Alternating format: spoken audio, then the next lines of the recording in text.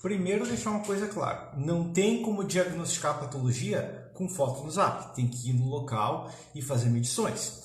Aparenta ser uma laje treliçada e com um princípio de falha nas duas vigas, não só na viga que recebe a laje, mas a viga paralela à laje também. Então, pode ser um ficar abaixo? Pode. Pode ser que não colocaram a armadura correta? Pode.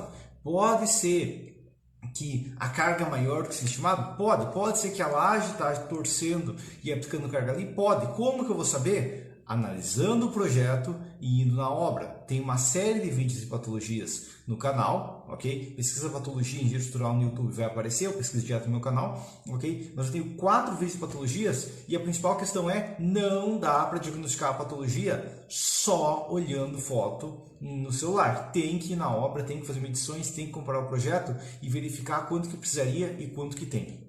Só perder área e comprimento já é uma desvantagem significativa, não tem porquê. Eu quero mais desvantagens. Né? Se eu pegar um martelo e chutar o pé, além de quebrar o pé, o que vai ter de desvantagem? Só isso já é uma desvantagem suficiente. Os dois métodos são bem eficientes para um pré-dimensionamento, uma análise inicial, uma verificação. Eles ainda funcionam desde que você continue aplicando eles da maneira correta, que é encontrar a área de influência e, através disso, encontrar a inércia necessária e aplicar aquela inércia necessária. Agora, se você fazer um projeto onde precisa de viga de 60, você coloca viga de 30, daí tem viga grande com vão pequeno, viga pequena com vão grande e tudo mais, aí começa a complicar, e o método da rigidez, que é o método técnico perfeito, só é muito complicado de fazer manualmente, é mais preciso, ok? Agora, se for uma obra bem planejada, uma obra sem vão maluco, uma obra sem muito de doideira, na prática a gente pode continuar aplicando a área de influência ou o método das charneiras, lembrando que o método das charneiras é só para laje bidirecional, ok? São métodos simplificados que funcionam desde que a obra não tenha retardadice, ok? Tecnicamente é possível. Quando, por exemplo, um bloco de uma estaca que suporta 2 pilares. Pronto, maior arco mínimo, ok? Um bloco de uma estaca que tem uma flexão muito pesada, porque é uma estaca, por exemplo, de um galpão, ok? A armadura da estaca vai ser acima do mínimo e a armadura do bloco, que vai ter que fazer o transpasse da armadura, também vai ser acima do mínimo. Agora, obra predial, um pilar, uma estaca, nunca vai acontecer, vai sempre atender a armadura mínima. Sim, mais do que uma viga equivalente suportaria. Por quê? Porque a parede é muito mais rígida que uma viga, tá? Só que, ao contrário de uma viga, nós temos 2 mecanismos da carga e para as paredes. Primeiro, a deformação da laje, vai ocorrer uma deformação levemente bidirecional próxima à parede e vai acabar transmitindo um pouco da carga. Mas a outra questão é que a carga que chega numa parede não vai descer a vida toda por aquela parede, principalmente se não tiver nenhuma abertura separando, a carga vai conseguir se espalhar por toda a região. Okay? Se tiver uma abertura vai complicar, se tiver uma porta vai dificultar mais ainda, mas se está falando de uma quina de paredes ali sem aberturas, a carga vai de uma parede para outra e se espalha bem por uma grande região da obra. Então sim, elas pegam bem mais, né? A gente tem que considerar o espraiamento de cargas, é um cálculo um pouquinho mais complexo, demonstra isso no curso de parede estrutural, mas sim, elas pegam parte da carga. Se você está fazendo uma estaca embaixo de uma coisa de concreto retangular, é um bloco com uma estaca. Mas eu não coloco a armadura em cima. Não importa, é um bloco de uma estaca. Mas eu quero calcular com um sapato. Não é. É um bloco de uma estaca. Ok? Só que os pedreiros chamam de sapato porque estão acostumados a chamar de sapato o que tem embaixo do pilar.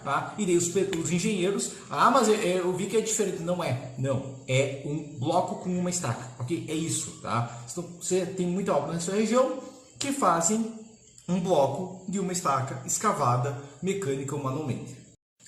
Não, mas eu já tive clientes que chegaram para mim querendo fazer uma obra com vergalhão de fibra de vidro, porque ele viu na internet, porque um cara falou, um cara que não entende nada de estruturas falou que é extremamente incrível e a tecnologia do novo mundo, e eu demonstrei matematicamente que se ele quisesse realmente fazer a obra dele com vergalhão de fibra de vidro, ele ia gastar muito mais, pelo aumento de seções, já que você perde rigidez pela fissuração mais pesada, pela deformação mais pesada da fibra, e também por questão que ele estava comparando, achando que ele ia poder usar toda a resistência do aço, ignorando aquela questão que é um material que não tem ductilidade, não permite redistribuição, não tem um comportamento igual ao concreto, então eu mostrei para ele que se a gente for fazer para durar 50 anos, fica muito mais caro. Se for fazer de qualquer jeito, até dá para ficar um preço similar, mas se for fazer corretamente, com durabilidade, fica muito mais caro, então consegui fazer desistir da ideia maluca. Meu Deus do céu! Já tinha a inovação de achar que a alvenaria de contenção é só preenchimento. Agora, diagonal de treliça também virou só enchimento. Não, isso é maluquice completa. Diagonal de treliça é uma diagonal, um elemento estrutural, não é um preenchimento. Você não está fazendo para bonito, você está fazendo para elemento estrutural. Ok? Então não é preenchimento, é diagonal de uma treliça. Ok? Há casos onde é preferível usar diagonal 2U duplados no eixo incorreto de uma treliça. Talvez até tenha, porque eu tenho esse material e eu quero aproveitar, mas se eu tiver a opção de usar um material que eu vou comprar específico, é uma maluquice completa, não faz sentido trabalhar com perfil duplo assim. A não ser, não, eu tenho o material, está pronto lá, eu quero usar uns retalhos que sobraram para fazer uma trelicinha pequena. Aí talvez, mas caso contrário, é muito mais eficiente trabalhar com um treliçado adequado. É possível, Gilberto, eu quero fazer assim, pode? Pode, só você está queimando o dinheiro do cliente fazendo isso. Por quê? Bom, se eu tenho um bloco de 14, tá? E ele tem 9 interno, que é geralmente que o bloco de 14 vai ter, eu vou ter que, e eu vou usar 15 MPa, 9 vezes 15 dá 135. Agora, imagina um bloco de 6 MPa, que é um dos blocos mais comuns que a gente tem no mercado, o FPK asterisco é 10,5. Ok? Ou seja, o bloco cheio é 10,5, tá? 14 vezes 10,5 dá 147, tá? Você está jogando 10% de resistência fora só para ficar um pouquinho mais fácil. Pode fazer isso? Pode, só vai ficar um pouco mais caro, ok? Felizmente o dinheiro que você está queimando é do seu cliente que contratou um engenheiro errado que prefere queimar dinheiro, ok? Não faz sentido nenhum, você está jogando dinheiro fora, mas tecnicamente é 10 segundos de economia no projeto total tentar fazer isso ao invés de calcular corretamente, em troca de gastar mais dinheiro do cliente. Se o que você está dizendo que é aquela questão de trabalhar com cantoneira dupla como diagonal de treliças, onde você tem uma cantoneira aqui, tem uma cantoneira aqui e no meio você trava com uma outra cantoneira, um outro perfil, elas vão funcionar como se fosse uma peça só? Não! Elas só vão impedir flambagem na diagonal. O que ainda é uma vantagem, porque a cantoneira, a princípio, falha na diagonal e com esse travamento ela começa a falhar em conjunto, ou seja, ela funciona como se fosse uma peça aqui e outra peça aqui, tá? Mas que não flamba nesse eixo e ainda flamba tranquilamente nesse eixo, ok? Então, você vai usar a resistência da cantoneira, a flambagem perpendicular ao travamento, mas ainda são dois elementos separados. Para flexão ser totalmente separado, e essa é uma das principais vantagens de treliçado com cantoneira, né? Porque você perde muita rigidez fora do plano, tá? Mas a questão é que funciona com peças separadas, mas com impedimento de travar, de flambar fora do plano. Tem dois métodos comuns, tem alguns outros, já usei outros, mas os mais comuns são o quê? O stud bolt e o perfil C laminado, que tem o formato de um perfil U, só que ele é laminado, então a gente chama de perfil C, tá? Qual que é o objetivo desses perfis? Conectar a laje ou o concreto como um todo ao perfil metálico, garantindo que eles vão trabalhar em conjunto, impedindo flambagem lateral ou torção com essa viga e também, não menos importante, faz com que a carga de compressão no momento positivo vá para o concreto e não para a viga, ok? Garantindo uma viga mais leve. Claro, se já passa uma viga leve, com menos de 20 kg por metro, não usa, tá? Mas, ou você pega um stud bolt que tem um maquinário específico e você solda, tipo como se fosse um pino na nossa viga, ou um perfil C laminado, ok? Esse laminado é sempre feito alternado, ok? E daí você dimensiona esse perfil ao cisalhamento gerado entre a viga e o concreto. Sim e não. Se a gente está falando de uma peça primariamente compressão ou flexo de compressão, não é uma questão crítica, porque a compressão vai ser na vertical, a concretagem vai parar na horizontal, então beleza. Só que a gente está falando de um pilar que não é pilar, que na verdade é uma viga, que a pessoa usa a nomenclatura errada porque ele está de pé e a pessoa acha que é pilar. Aí sim, por quê? Por exemplo, se eu tenho um pilar de um muro de arrimo, ele tem forças horizontais, então ele está aqui e a força está aqui. Não é igual o pilar que a força está aqui, então ele tá, a força está aqui, então a gente está falando do quê? Flexão e cisalhamento.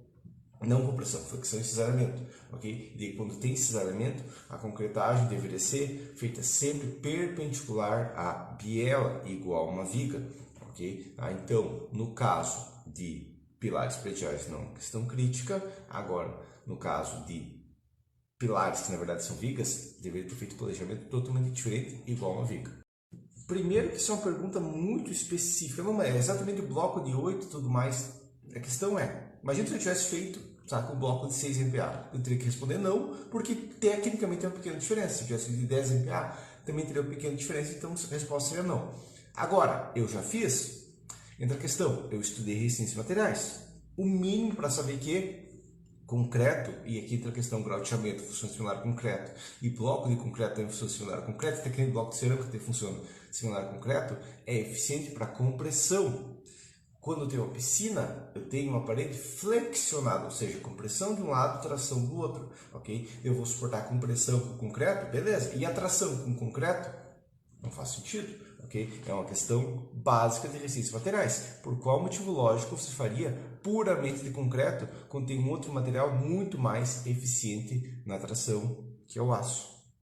Laje treliçada tem um vídeo sobre como fazer aberturas no canal, mas para laje maciça o que eu vou ter? Bom, imagina que eu tenho 80 centímetros de largura e ela está armada no positivo com ferro de 6.3, porque foi dimensionado baseado nisso. O que eu vou fazer? Então é o seguinte, eu vou colocar uma barra primeiro, eu vou colocar uma barra aqui e aqui.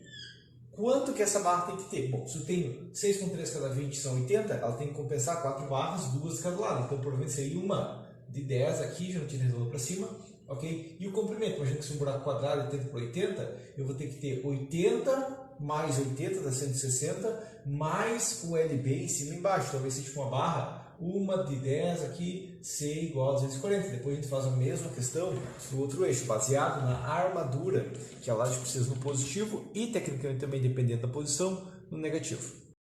A primeira questão é que você está fazendo emenda de qualquer jeito, porque se você tem um prédio de 8 andares de concreto pilar, cada 1,5 metro, cada 3 metros, ainda assim você vai ter que fazer várias concretagens. Então, desde que você arme ali a região correta e não tenha transpasse na região de emenda, não tem problema, o transpasse tem que ser logo acima ou logo abaixo, mas não pode ser na região de emenda, certo? Tá? E a questão é, se ocorrer forças horizontais pesadas, aí você não pode, tá? Mas como base, desde que não tenha essas forças horizontais pesadas, desde que seja primeiramente transmissão de cargas de compressão, você pode fazer emendas à vontade, só que claro que eu estou imaginando que seja pilar. Por quê? Porque na alvenaria amarrada, pilarete não tem problema, ok? Até porque isso tem trânsito de tração, tá? Mas geralmente o pessoal faz de 1,5 metro, 1,5 metro, porque ele está amarrando a alvenaria e daí não é pilar mesmo, daí não dá para fingir que é pilar porque não é pilar. Se você não terminou de levantar todos os pavimentos para aí começar a levantar as paredes, deixando o espaço de encunhamento, você não está fazendo concreto armado, você está arriscando patologias, ainda mais se estiver fazendo um sistema salada sem motivo lógico, ok? Então você até pode levantar a parede antes de terminar de concretar todos os pavimentos, não é recomendado, mas pode, ok? Só o problema é que você não pode fazer um encunhamento no topo, ok? Você tem que esperar terminar todos os pavimentos e daí você levanta a alvenaria de todos os pavimentos e daí você começa o encunhamento de cima para baixo, no caso concreto armado. Não só é possível, mas é um procedimento bem comum e se chama caixão perdido. Por que caixão perdido? Porque embaixo de onde seria o piso, virou uma laje, não é mais piso, né? Mas embaixo eu tenho um monte de espaço que foi perdido, ok? Então sim, é perfeitamente possível, a diferença é que aí a viga baldando vai ficar elevada do solo e a laje vai descarregar nela, ao invés do piso que descarrega direto sobre o chão. O único jeito possível, eu acho que é assistindo o vídeo do canal sobre armadura de cavalete e armadura de multa e demonstrando para o cliente exatamente o que eu falo naquele vídeo. Pode ser feito tranquilamente. Eu, pessoalmente, não trabalho com o Revit, mas é perfeitamente possível exportar e fazer todo o detalhamento no Revit, ok? A questão é, o Revit funciona para isso, só que a questão crítica é que você tem que fazer esse detalhamento e depois trabalhar toda a parte hidráulica, elétrica e tudo mais junto e depois ainda gerar os desenhos corretos para a obra, porque não basta ter o modelo no Revit, se na obra eles ainda vão ter só alguns papéis impressos e os papéis impressos têm alguma informação faltando. Mas, tecnicamente perfeitamente possível, desde que você ainda faça as conferências do seu desenho, depois de impresso, e garanta que todos os projetos vão ser entregues na obra. Imagina que eu tenho uma viga e eu tenho um cabo de proteção aqui, e vai ser esses espirais que a gente está falando, tá? Essa é a armadura de fretagem, que serve para quê? Bom, basicamente, eu tenho um cabo que essa carga aqui, ó, ela vai se espalhar num cone até chegar em todo o concreto. Se ela vai gerar uma força para cá e uma força para cá, eu vou fazer a verificação que vai ocorrer uma tração para cá. Ok? Eu tenho uma tração em espiral porque eu tenho uma carga entrando aqui de uma maneira muito concentrada. Ok? Então a gente faz uma espiral para absorver essa tração, ok? E evitar que essa região aqui fissure. Ok? Isso é uma armadura de fretagem e essa é a função dela. Tecnicamente, sim, isso vai respeitar também galpão pré-moldado, mas a gente tem a questão que você só precisa usar aparelho de apoio, tipo neoprene especial, quando você tem uma pressão considerável, ok? Quem está falando de galpão pré-moldado, dificilmente ele vai atingir 1 MPa, 1.5 MPa, que é o que necessita só para uma argamassa, ok? E para passar de 5 MPa é extremamente raro, então na prática a gente não vai usar neoprene em um galpão pré-moldado normal. Em vez disso, a gente vai trabalhar só com a ligação seca diretamente ou, dependendo do caso, com argamassa, se houver um mezanino, coisa do tipo. Mas geralmente só o contato direto já vai dar menos que 1 MPa e não vai precisar de nenhuma conexão especial. Para quem é contra usar o alvenaria estrutural, também poderia colocar 2 vigas. Tá? O custo é bem maior porque tem toda a complicação de fazer a primeira viga, de fazer a caixaria da segunda viga, tá? Então acaba não compensando, mas alguns projetos eu vejo por aí, onde o pessoal coloca uma viga em cima, deixa uma folga de meio metro, coloca outra viga embaixo, e daí entra todo o plano de armadilha de rigidez, mas entra a questão que tecnicamente é possível se você é contra usar a alvenaria estrutural.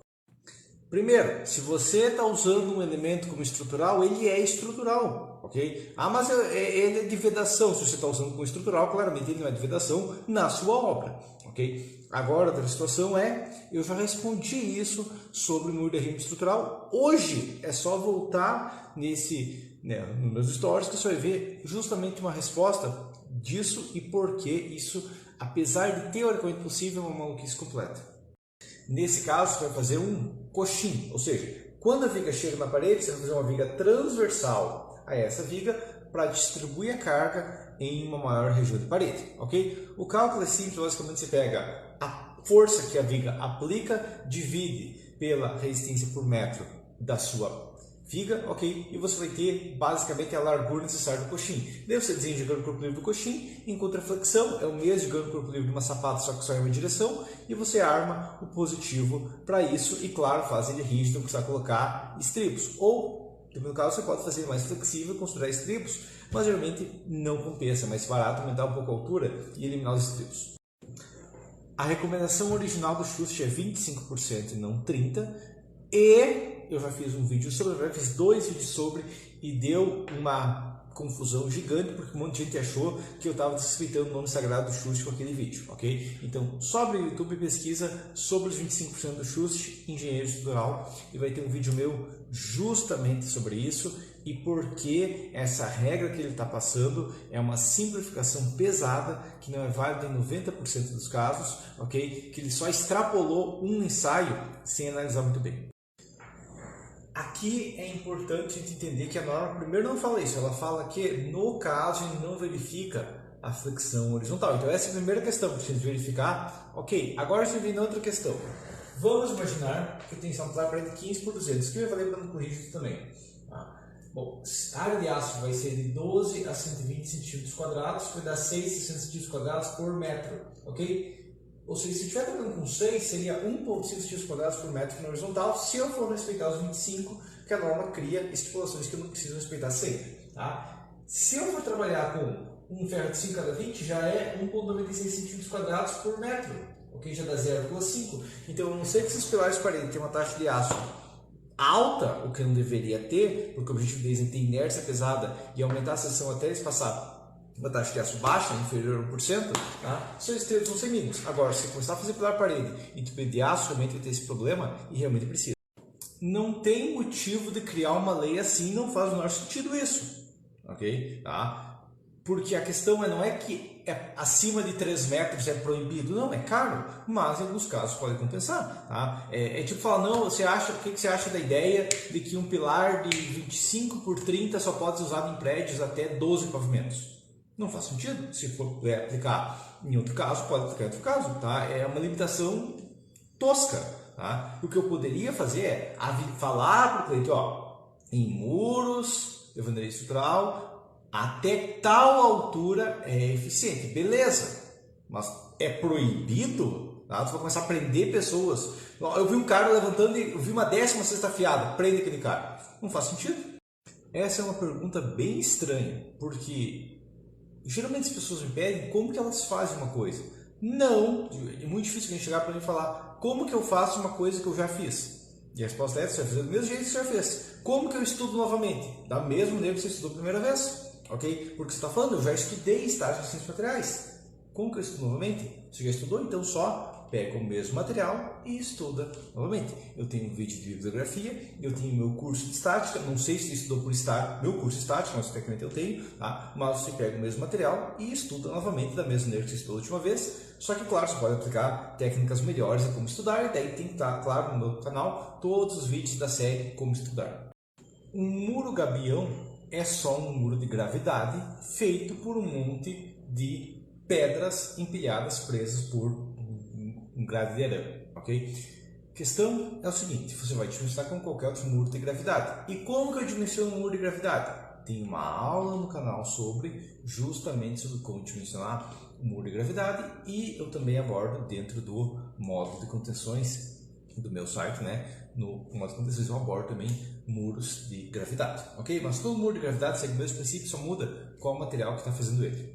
Você foi a mesma pessoa que perguntou sobre a cinta de concreto. Então vamos lá, você não dimensiona a cinta, você dimensiona a parede inteira, ok? E quando você dimensionar a parede inteira, vai aparecer os esforços na cinta, ok? Então a questão a sua pergunta é tipo perguntar, como que eu dimensiono o vergalhão do meio de um pilar? Não, você dimensiona o pilar inteiro, encontra o esforço do pilar inteiro e baseado nisso vai determinar o vergalhão. Ok? A gente não faz a pergunta como que dimensiona a cinta, a gente faz como que dimensiona a parede onde está essa cinta, ok? Tá? E quais os esforços na parede. Beleza, como que eu encontro os esforços na parede? Desenho diagrama no corpo livre, coloca todos os esforços, inclusive vento na parede, e aí, através de estática, você consegue encontrar o esforço que vai ter especificamente na cinta. Mas tem que modelar a parede inteira e não pode ligar o autismo e pensar só na cinta sem pensar na parede.